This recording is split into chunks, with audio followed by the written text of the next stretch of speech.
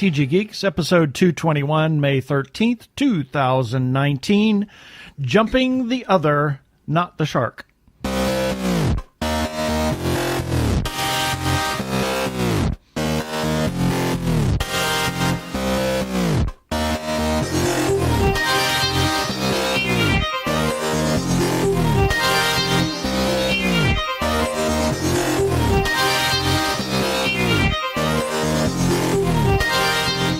Hello and welcome to another webcast from tggeeks.com, where Ben and Keith, the Two Gay Geeks, talk about all aspects of geekdom and nerdery, sci-fi, comics, film, horror, genre.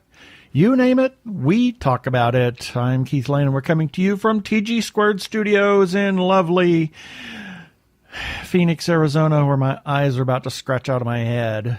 And I'm Ben Raggington, also coming to you from allergy pollen-ridden Phoenix, Arizona. Yeah. Let's just get on with this show. Prepare for hyperdrive.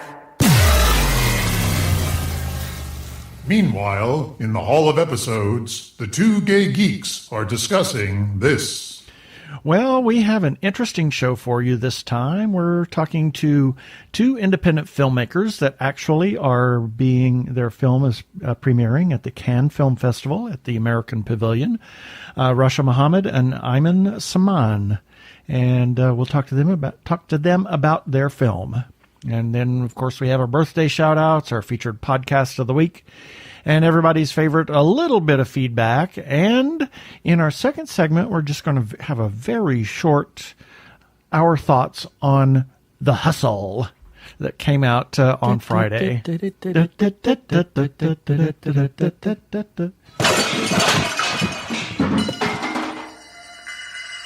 Yes, it's already gone off the rails. You've been dying to use that, I can tell. I have. And then we have our follow-up items, a weekly recap, and then follow-up items. And we're just going to get right to the show. Here we go.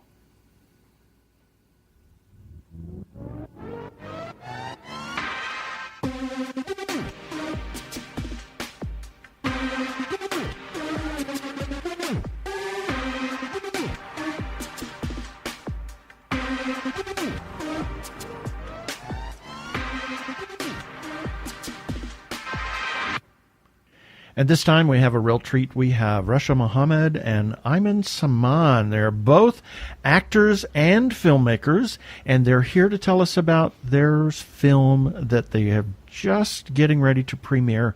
So welcome to the show. Thank you. Thank you for having us. Sure. Thank you so much. Yes. So Rasha, tell us, I'm going to start with you. Tell us who you are and how did you get into the business and then into filmmaking, and then we'll let Ayman tell us about himself. Absolutely. Thank you. So I am actually an immigrant. I was born in Cairo, Egypt, and my parents immigrated here a long time ago. And so I grew up here, and through, school, I was in theater. And then college, I went a different way. I wanted to be an actress, and my parents were like, no, we're paying for that, so we're going to help pick out what you're going to study. But of course they are. It's mass communication and journalism, which they really supported. Because growing up, I would sit at the dinner table with my dad and my mom, and we talk politics and we talk world affairs. So, going into writing and journalism was a passion of mine. And then along the lines, I decided, hey, why not go to Egypt as an adult? And I want to connect back, with my roots and my people and the language. So I went for 3 months after earning a master's in mass communication and journalism. Wow. And I called my parents from Cairo, Egypt, and said, hey, Mom and Dad, thank you so much for the whole experience in America, but I've decided to move back to Egypt. Oh, dear. And they're like, oh, okay, sure. You're crazy. Yeah, we didn't pay for that. You're coming home right now. But come home right now. But I mean, in a way, they really loved it. I guess it was just, we're very close. my parents and my family, and I think, in our culture and a lot of cultures, but in Egyptian culture, family and community is very close and close-knit. So they didn't really like the idea. They liked the concept, but they didn't like the fact that I'll be far. So I went there. I stayed, planning to stay for 3 months. I stayed for 5 years. And that was that. I started a whole new life there. And then came the revolution of 2011. And I was there during the revolution. At that time, I actually didn't pursue my journalism in Egypt because, of course, as you know, it was pretty much an authoritarian regime under Mubarak, and it was censored, pretty much government owned, and anything opposition they would take down. So I decided to go into the PR because I also have a background in there. And then when the revolution happened, I found myself standing in line in the first ever free presidential election in the history of Egypt. And it was a historic event. And myself, I questioned all the time. And so I took out a notebook from my purse, and I was like, oh my God, there are lines around the corners of the streets. People are waiting to vote and they're so excited. How do they feel? So I just started interviewing people, asking them questions. How do you feel? And then I started writing again as a freelancer in Egypt, and just really pursuing, I felt that was my purpose, is to write about those voices and the stories that really we don't tell and we don't hear. And I think from there, I kind of reclaimed my passion again. And then after that, I was transferred to Dubai for work. I stayed there for a while and decided to come back to the U.S. in 2013. But still, maybe it wasn't that time for me to completely go back or to pursue filmmaking. And then I went back to the corporate world. And a year and a half ago, I said, okay, this is it for me.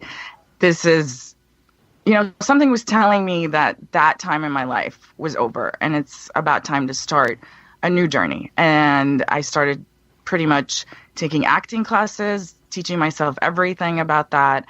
And I was following amazing actors right now in the industry because one of the purpose for my transitioning careers was exactly tied to way back when I decided to become a journalist and to actually tell those stories that aren't being told. And I felt one of them was the stories of Middle Easterners and Arab Americans and Muslim Americans, because of the fact that the time, of course, we know what was being, we were used as scapegoats for a lot of things. Right. And of course, in the world that we're living in now in America, and there's a lot of fear towards our group of people. And I've always believed that we need to build bridges and not, burn them, because we all have Exactly. to live together. We're all the same. Pretty much, I think from my travels around the world, I've realized one thing, honestly, guys, is that we are pretty much very similar people with the same anxieties and fears and our passions. And I wanted to show that is that, Arab Americans and Muslim Americans, and I use Arab Americans not synonymous with Muslim Americans, because Arab Americans are all faiths as well. But I'm adding in there the Muslim Americans. I am a Muslim woman, and I've experienced racism, and I've experienced what it's like to be marginalized. So, and I'm using that term because that's the term that is constantly being used in the media right now. Absolutely. And unfortunately, it's tied. Most people, when they think of Muslims, they think Arabs, which is not true, because only 25% of Muslims in the world are Arabs. Right. So that's something a lot of people might not know. Right. So along the way, and after transitioning, I was looking for people that I felt aligned with my cause in the industry and trying to learn from them. And one of those people was Ayman Samman. And I reached out to him and I said, listen, he was in the Looming Tower and Scandal and all these amazing shows that I felt he was representing dimensional Arab Americans or characters. Like, he didn't have to be a terrorist on TV. He just played an NSA director, or I hope I got that title right. But Ayman can correct me about that. And I reached out and I said, hey, I admire your work. And as an, actress that is, very passionate about how we're represented, I really admire what you're doing. I would love to learn from you. And I have no problem, guys, in reaching out to people and learning from people. I've done that a lot in my life. Because Ayman actually taught me something, and he said, successful people are accessible people. And that's something that I'm learning from him, because he made himself accessible. And I said, this is great. And he said, hey, how can I support you? And I said, hey, let's get coffee sometime and talk. And, he turned out to be Egyptian American, which is great. We have a lot of experiences that are similar. So there was that common understanding. Right. And then from there, our purpose aligned, our vision aligned. And then came this film of Jumper with an amazing story. And we said, hey, he reached out to me and he said, listen, this is what I want to do. This is my vision. And are you on board? I said, hell yeah. Of course I'm on board. I mean, you don't even ask me, but of course, we talked about that. And then Jumper came, and it has been the most amazing journey of my life. And I was telling him that, besides, my little sister being born, this has been the most amazing thing, honestly, to really, really wake up every single day believing that you are trying to make a difference in the world, that you're trying to bring people together. You're trying to give a voice to people who have a voice, but they don't have that platform that we have, and they don't have the megaphone to make it as loud as possible. So, right. And to be able to do it and to do it in an art form that is something that you enjoy on a personal level at the same time too. I think it's really, because you were talking about you really wanted to be an actor, but you were also very interested in political and social issues. Mm-hmm. And there's been this, not every acting job has to be Avengers. Exactly. Thank you. Although it would have been nice if you could have been in that. Right. Been nice to have the paycheck that went along with that. Yeah, but somehow I don't think battling Thanos can really make for a great social statement. Especially when you're talking about a disenfranchised people. This is a great opportunity, and I think that's where the indie market really comes in very, very well, in that it is such a wonderful avenue to be able to share those kinds of messages and get the conversation going. So obviously there's a place for both to exist together. Absolutely. So thank you. So Ayman, how did you get in the business, and how did you come to directing this film? Come to the story. Yeah. Come to the story and directing the film. So, I grew up. I grew up in Egypt. I came to America at an older age, but I grew up in Egypt, and I was raised in Cairo in an average neighborhood, just playing soccer in this like dirt-filled streets.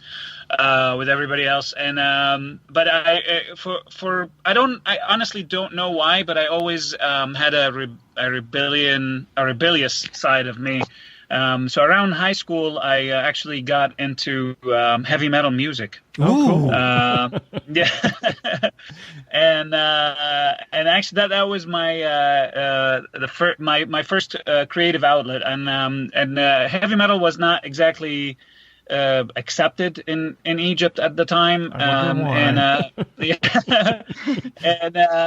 but when you seek something, it sort of actually kind of seeks you as well. So I started looking for like-minded people, and I found some amazing, talented Egyptians, and we formed our first heavy metal band. And we were actually one of the first 5 heavy metal bands in Egypt and probably the Middle East at the time to form. And we were fortunate enough that at the time somebody was organizing a concert, and actually we ended up playing the very first heavy metal concert in all of Egypt, and about like 5,000 people showed up, and it was phenomenal. Yeah. Okay. Well, couple of questions I got to ask really quickly before the conversation shifts. A, what was your instrument? And B, please tell me there are recordings available. There are recordings available, and I was the lead vocalist. I wrote the lyrics and I sang. Ooh, I've got to hear. So my instrument was the microphone. I was the easiest one to set up. So that concert really encouraged a lot of young Egyptians to start forming their own bands. And so after that concert, there was about like 20 bands sprouted out, and there was a series of those shows in Egypt. So that kind of was my dream, to become a rock star. And then I after graduation in Egypt, I had a degree in Egyptology, and I worked as a tour guide in Egypt, between Egypt and Israel and Jordan for a few years. But then I came to America to pursue that rock star dream. And I played with I landed in Chicago, and I played with a few bands there, and my last band was called the Emerald Lizards. It was more of a garage rock band, and we toured and we released an album. And during that time, I accidentally ended up in a short film acting, and I had no idea like what goes into that process, and but I really loved it. And then I decided to study. So I took classes in Chicago and improv and theater, and I did theater, and I got an agent there. I booked my first network show. I was a co-star on a show called The Beast. It was the last show Patrick Swayze did. And that was my first taste of Hollywood, of being on a Hollywood set and being with like mega stars, and that's really what planted the seeds for me to move to Los Angeles to pursue this full time. So I came to LA about a little over 10 years ago, and I've been fortunate, like Rasha mentioned, I've been fortunate with some really amazing roles, and I've been really lucky to get to play with some people that I looked up to growing up. And then I've always loved telling stories, so either through lyrics or through poems or writing, and so that kind of evolved into writing screenplays, and I took some classes, and I read books and taught myself how to write. And actually, I was back visiting my family during the revolution, and that kind of sparked an idea for my very first short film. It was called Toppled. I wrote it, but I didn't direct it because I was scared. I was scared to claim that, I was like, oh, I'm very good at acting and writing, but I'm not sure about directing. So I gave it to a friend of mine. He's a great director, and that was my first produced script. And with Jumper, really, that was actually for me kind of overcoming my own fear of directing. I decided to just jump and why not? Yeah.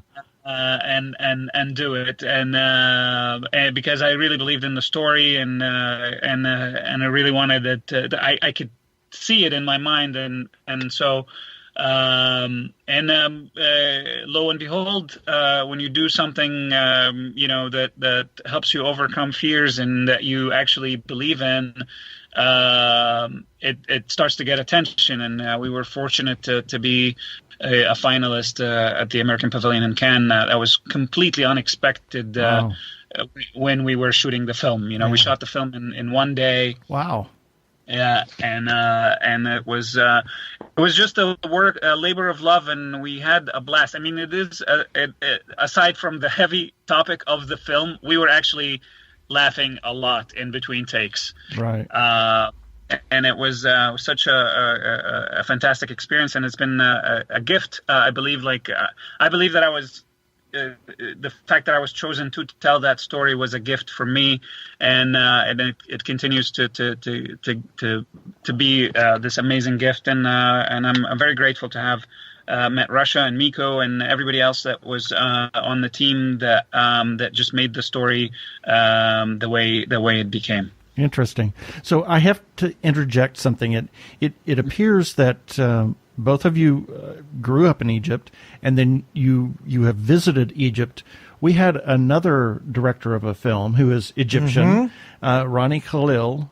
And I know Ronnie. Oh, no kidding! Oh, interesting. Yeah. And the interview that we did with him, he was literally in truly BFE. And he said he had about 5 square feet that he could get a signal. So he had all these kids, and it was like out in the middle of where the all kids these play. people were like around, yeah. Kids were playing around him and all of this kind of stuff, and he couldn't move. It's the only place he could I missed actually that about call it us. there. Yeah. So I just had to throw that in. Yeah. It's kind of funny. Ronnie's hilarious. I know him since he used to live in LA. I think he now moved to Florida, but he's a phenomenal guy. Yeah, I love Ron. So tell us about Jumper, because this is really an important story that I think not only for the Arabic community or the community at large, period, is exploring the quote unquote other and whatever that other is in your life. So tell us about Jumper. Well, Jumper, the seed of the story came to me, and I was driving, and I heard on the radio that there was a jumper in downtown LA attempting to jump or threatening to jump off a high rise in downtown LA. I've actually never heard the term jumper before. For referencing somebody who is trying to commit suicide, jumping off a building, and I was really moved by the news, and it really sunk deep to me. And I started to wonder what would drive somebody to actually not only contemplate and consider suicide, but also to go all the way up a building. It's kind of like a public statement in a way. It's not like you want to do it in secrecy. So the story started brewing in my mind, and it really hit some emotional moments for me, because everybody goes into dark moments in their lives, and I had a couple of those, and at some point I do recall actually contemplating the idea of suicide. I didn't luckily I didn't accommodate it, and went and had therapy instead. Well, good for you. Thank you. But it really took me back to these low moments in somebody's life, and I feel like a big part of the story goes to the denial of who we truly are, regardless of what that is. Just when we continue to deny certain parts of ourselves, or all parts of ourselves, I don't think it's definitely not good for us, and it's definitely not good for humanity, because once we are able to claim who we are, then we shine, and then we help other people. Right. So for me, that was there's two taboo topics too in the story that we rarely discuss them in the Middle Eastern community. One is the topic of suicide, and the other is the sexual orientation, or questioning your sexual identity. This is kind of the driving force or the theme of the film, I believe that when we accept ourselves, then we are able to actually accept other people. I think that's really a lot of the rejection and marginalization that we witness is really driven because people are not accepting who they are, and they project it on other people, and they don't accept the other as well. So hopefully we are trying to spread a message of self-acceptance that will allow to the collective acceptance. Absolutely. Yeah. I really like the way that it was shot and the whole message, and because some things are kind of left unsaid, but so they can go anywhere you want them to go. And I think that it's a really good message. And as you said, acceptance of yourself allows you to accept other people and their journey and where they are. Right. And I think that's been one of the key problems that we've seen with the LGBTQ community is that, the moment you start to even go into, I don't think I'm straight, automatically it's like there's an expectation of a label that has to be thrown on you. And people seem to forget that LGBTQ, it doesn't necessarily mean queer, it means questioning. And that is a community that is being left out in the conversation. Exactly. And it's great to have that now. And I think that's why the plus has been added. And, instead of LGBTQ, LMNOP, ZYX. We're gonna own the whole alphabet. Exactly. Yes. So, I've actually seen it sometimes referred to or written as LGBTQQ. Interesting. Yeah. And I mean, we do. I mean, there's an I now, I believe, right, for intersex, but I think the Q, definitely, and we touch on that in the film. Yeah. It is the questioning part of our gender, of our sexual identity, and I think what really resonated with me from reading the story before anything was that I would like to just add, I grew up in the U.S. and then I moved back as an adult for a few years. So I have a different, experience from people who did grow up in the Middle East because, over there, it's rarely talked about, right? And from living in both places as an adult for me, so here I grew up with individuals whom I didn't know that they were queer until I became an adult, and meeting them again. And, I do have this story of someone that I went to school with, and I met her a few years ago in Berkeley, because I live in San Francisco, but I'm back and forth a lot between SF and LA. So San Francisco, of course, is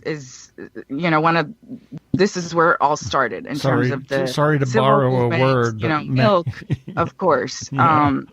And for me, it was a beautiful place to come back to. And the story is a friend that lived in Berkeley, and she,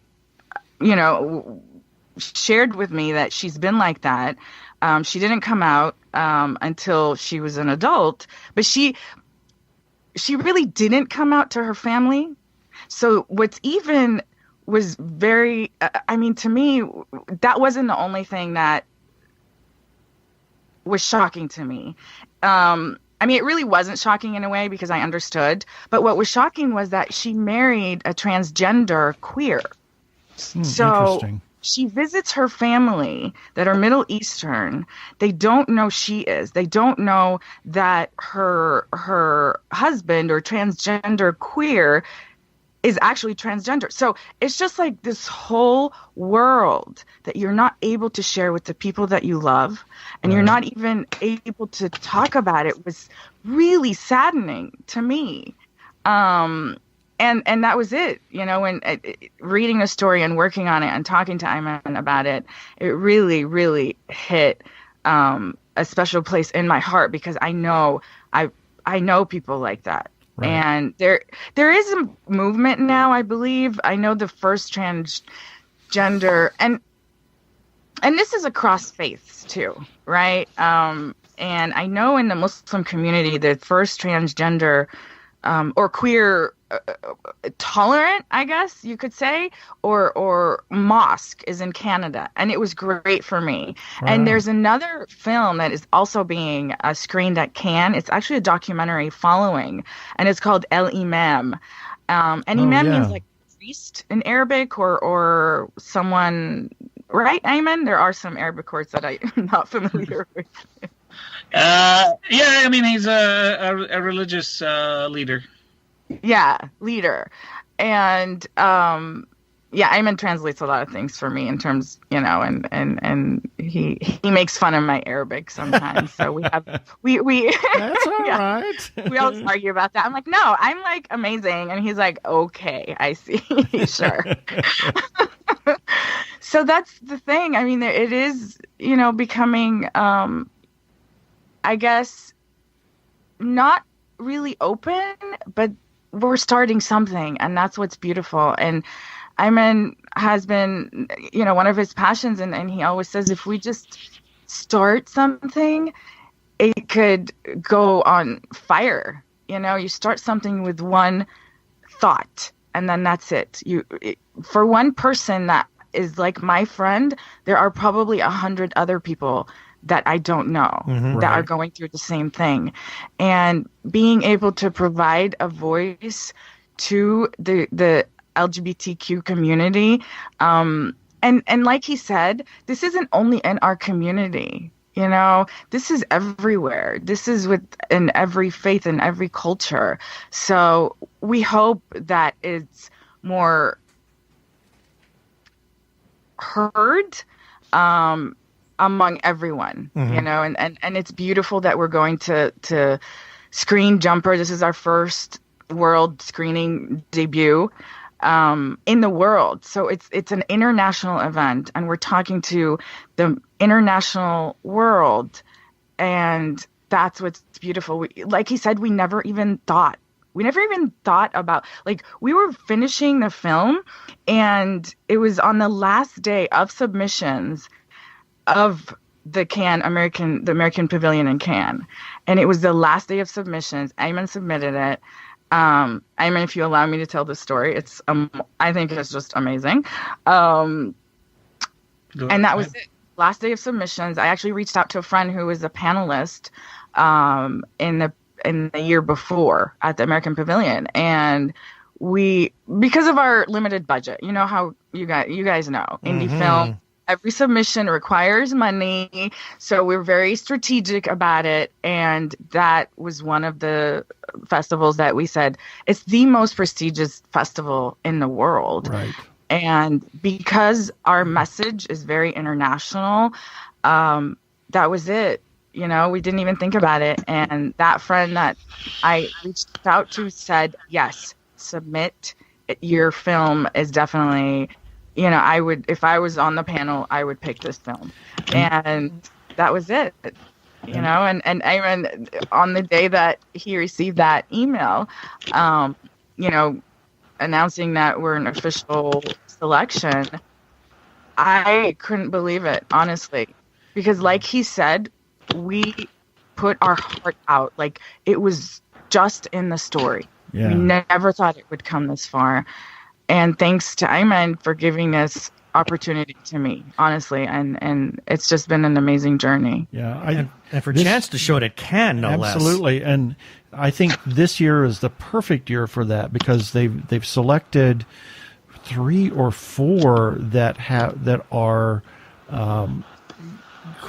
LGBTQ plus and have a faith element to them. So it really is the perfect year to do this. I think it's great. And we would love to talk to you some more. Yeah, but unfortunately, about this, but we're running out of time. We're hitting the red line. So with that, where can people learn more about you? And let me ask this: is there any kind of website that shows a little bit about Jumper in case people are curious about it. People who are either in other film festivals or just the regular movie audience. I mean, where can they learn more about the movie and learn more about you? And then also, when is it going to premiere at Cannes? Yeah. At what time? So people that are listening can go to that if they are at Cannes.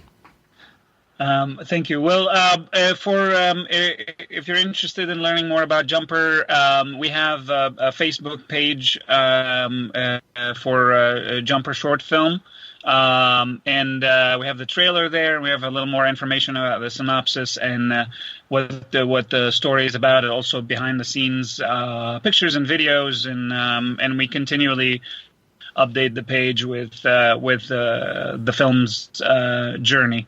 You can also follow us on Twitter and Instagram, because we also talk about the film in our accounts. Mine is Aymanation. It's AYMANATION. That's Twitter and Instagram. Rasha, you can talk about your... Yeah. So, yes, you can also find me on, RashaMohamed.com. I'm on Instagram, Rasha Mohamed here, on Twitter, Rasha Mohamed now. So I'm here and now, basically. Yeah, and that's basically it. I tend to use Instagram more because I'm a millennial by behavior. So yeah, and for the screenings, we have 2 screenings in Cannes. First one is at the American Pavilion on Sunday, May 19th at 4 p.m. and it will actually be followed by the Cannes LGBTQ party. So come and watch the film and party afterwards. And then we also have a second screening on the 22nd. I believe that's a Wednesday.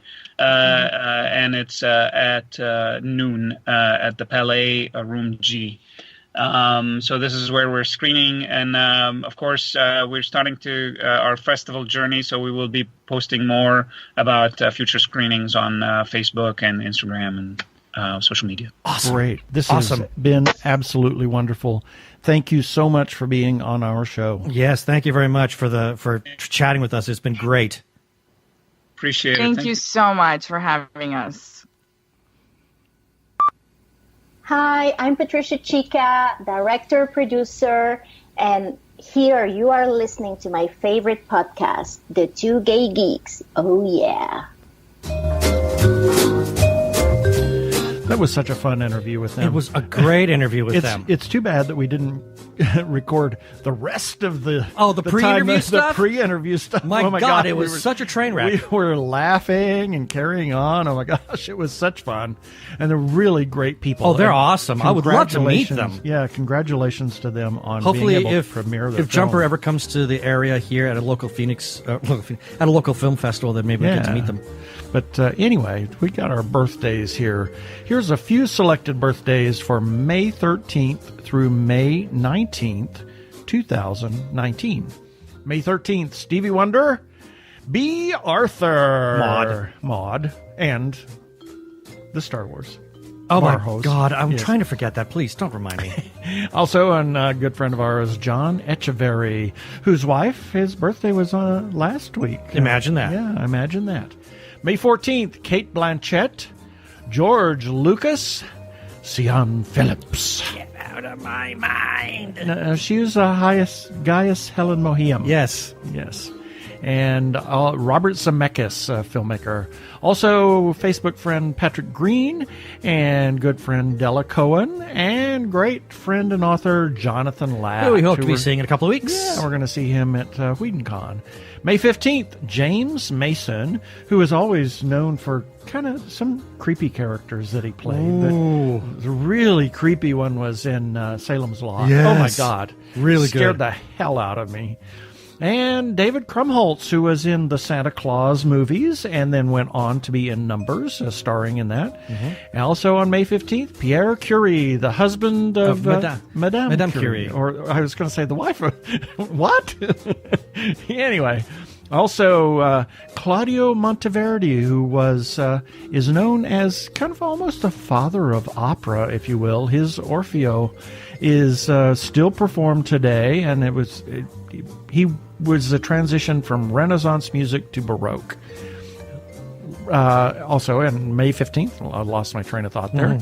It crashed. Lyman Frank Baum, or L. Frank Baum. Wizard of Oz. Wizard of Oz, actually, yes. And good friend Frank Zipperer, who is a photographer in the Asheville, North Carolina area. And he was the one that took the photos of calling it Adonis calls. Duh. May 16th, Pierce Brosnan, Janet Jackson, Tori Spelling, Danny Trejo, David Boreanaz, Liberace, and friend of ours, Joan Byron. May 17th, Bill Paxton, Craig Ferguson, and Birgit Nilsson, a famed opera singer, and Joseph Gaxiola. Happy birthday, Joseph, and a friend who left us too soon, Dan Hooper. May 18th, Pernell Roberts, Frank Capra, Spencer Breslin, who was also in the Santa Claus series, and Andreas Katsoulis. Who left us way too soon. He was just an amazing He was a man. fabulous actor, but I think everybody remembers him best as Jakar from Babylon 5. Absolutely. And Rick Wakeman. Anything? A famed keyboardist for Yes. Yes. Mark Mothersbaugh.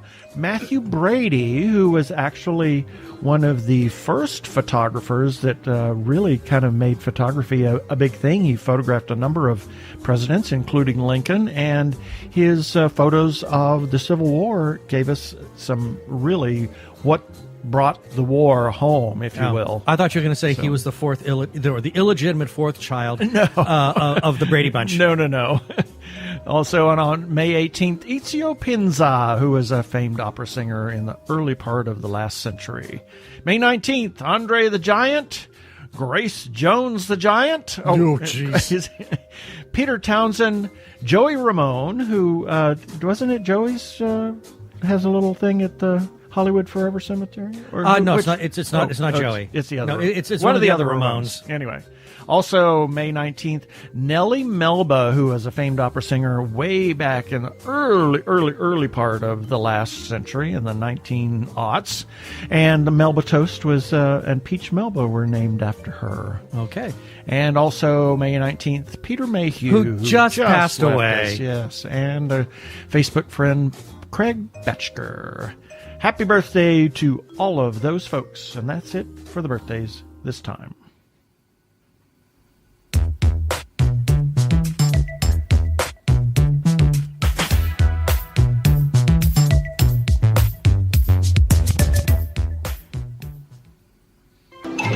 Hi, this is Holly.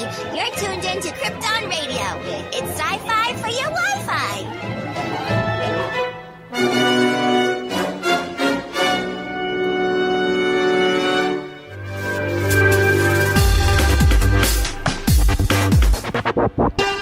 Go tune in to Krypton Radio at kryptonradio.com and give them a listen. 24-hour geeky internet radio station. And now it's time for a little bit of that.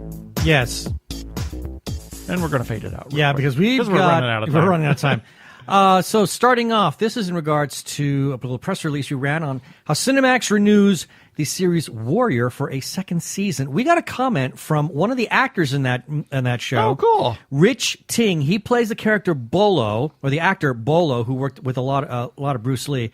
Now, because this was on Instagram, he decided to give a graphical feedback, and it's 5 hands up. Yay. So thank you, Rich Ting. We greatly appreciate that. Yeah. Then got a comment on the review we did for Avengers Endgame. Got first feedback from my friend Julie Marshall. She says, great review. Can't wait to see it. Got a comment from Devette C. She says, well done. Fantastic review, Ben. Spoiler-free and spot on. I'm proud of the fact that it's spoiler-free. Thank you. Yay. Then I got a comment from Kurt in Calgary. Haven't heard from you in a while, Kurt. Hey.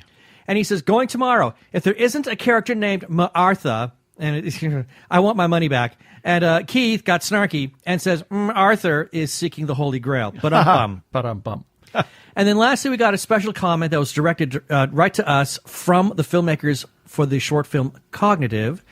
And it says, thank you to the TG Geeks for paying our submission fees for the Desperado LGBT Film Festival in Phoenix. We're so appreciative of everyone's constant support. Love y'all. Yeah, well, we wanted to do that. I mean, it costs independent filmmakers a lot to submit to film festivals, so we want to support Matt. And you can leave a comment as well on our Facebook page. You can leave a comment on our YouTube episodes or on each article or episode at tggeeks.com. You can do it also on Instagram and Twitter. And you could get a shout out on a future episode. You can also call us to our listener line and leave a voicemail feedback. Call 469-TG-GEEKS. That is 469-844-3357, and we'll play that on air. And please remember, please play nice. Wow, sorry, you derailed me. Sorry about that. Yeah, baby. They're like two gay geeks. They're together, you know. They're two gay guys and they're geeks. Is that okay?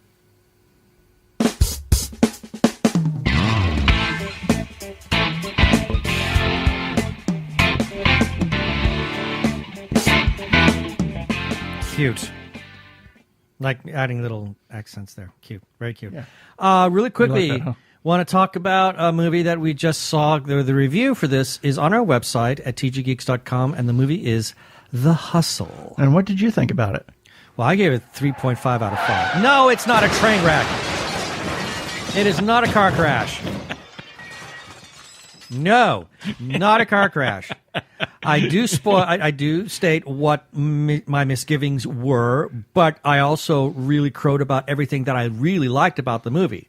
But what did you think? I thought it was a lot of fun. It was great to see Anne Hathaway do the comedy, kind of be the straight man, if you will, and Rebel Wilson being, oh my God, Rebel just Wilson off the rails. Rebel Wilson was being Rebel Wilson. I mean, she's nuts. It was craziness. It's a great fun film to go watch, whether you've seen Dirty Rotten Scoundrels or not. It's still a fun film. The French fry. Yep. Oh my God. Oh, and with that, let's move on. I'm Daniel Radcliffe, and I believe that reaching out for help is the bravest thing a person can do. If you are struggling and need support, call the Trevor Lifeline at 1-866-488-7386. It's free and confidential, and trained counsellors are there to listen 24/7 without judgment. To learn more about the Trevor Project's life-saving work for lesbian, gay, bisexual, transgender, or questioning young people, go to thetrevorproject.org. If you are in transition or have already transitioned and are in crisis, or you know of someone in crisis, there is a special hotline just for you. The hotline is provided by translifeline.org and staffed by specially trained counselors who are transgender themselves. The hotline in the U.S. is 877-565-8860. In Canada, it is 877-330-6366. Or you can go to the translifeline.org for more information about the important work they are doing. Please reach out for help.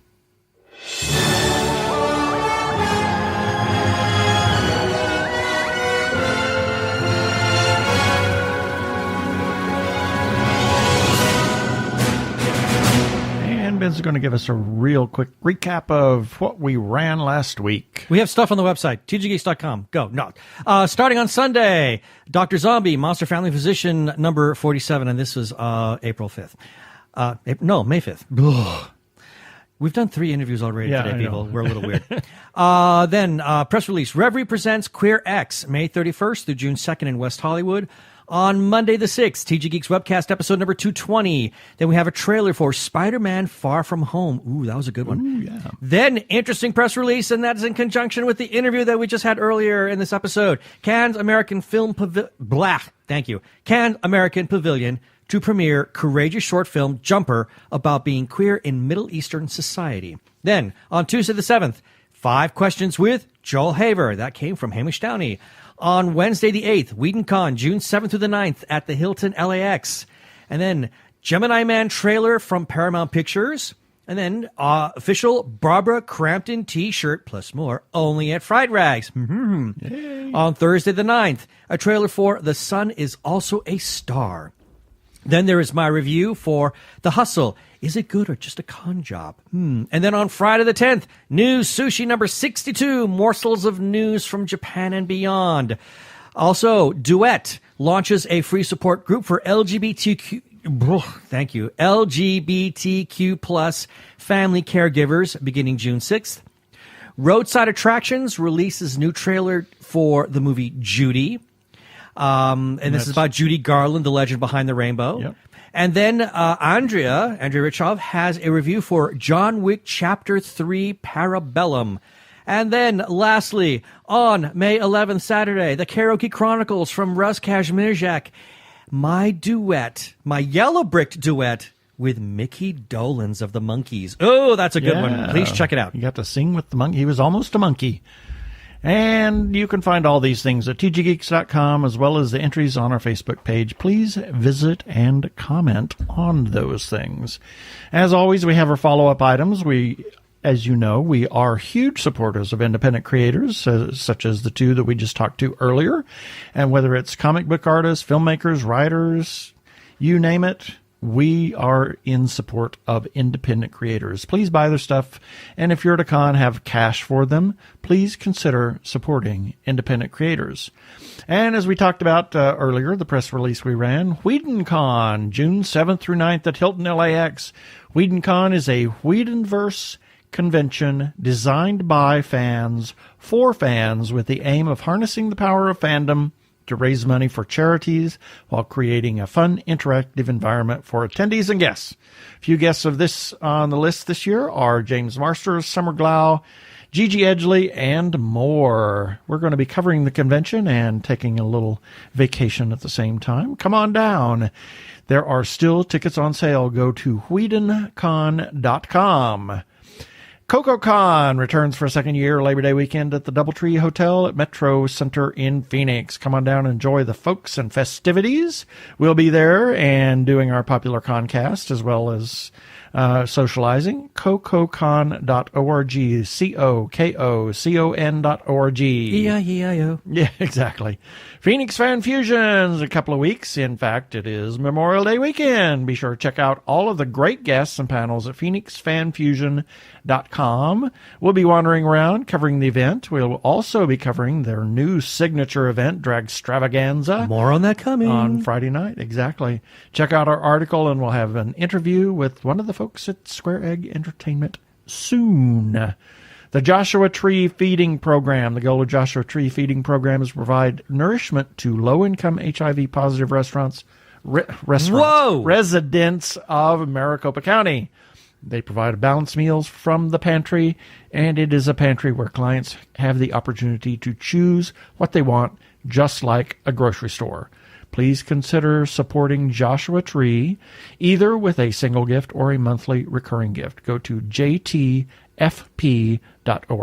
And forgive the gas, we just did finish 3 interviews today, so we're a little brain dead. Just a little brain dead. Yes. Shout outs to the Arkle Times Post Dispatch News. This is put out by the human Arkle, Brian Weber. And we say that because he republishes much of our content from time to time. So you can find him by searching Twitter at Arkle, A-R-K-L-E. And we need to give some shout outs to a couple of Facebook groups for allowing us to post our episodes and relevant articles on their page. First, Two Gay Geeks After Hours. Big thanks to the moderators for quite literally, in a message to me, they said, share away. And we have.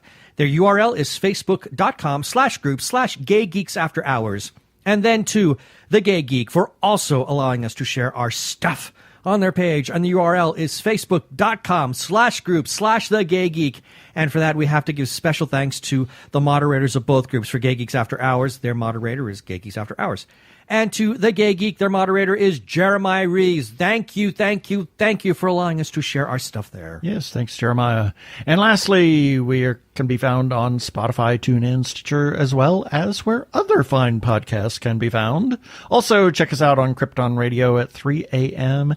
and 3 p.m. Pacific Time on Tuesdays, and listen to their other content. They are a 24-hour geeky internet radio station. Lots of different interview shows and live shows and replays of shows and just super interesting content. Please rate us and review us on iTunes, and don't forget to subscribe to our YouTube channel.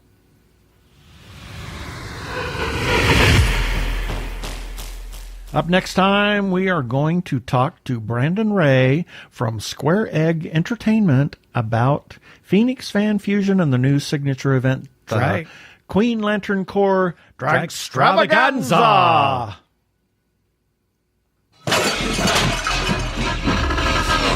That was not supposed to happen, but it was a train wreck anyway. Yeah, you might as well add the sound. Okay, that should do it for this episode of TG Geeks Webcast. Be sure to check out the article for this webcast episode. Did I say that right? Webcast. Yeah, we have several links on the page. And remember, you can comment on our Facebook page or our website, tggeeks.com, or you can leave us a voicemail at 469-TG-GEEKS. That is 469-844-3357. From TG Squared Studios, I'm Keith Lane. Thanks for listening. Please be kind to yourself and those around you. Peace. Nice French fry.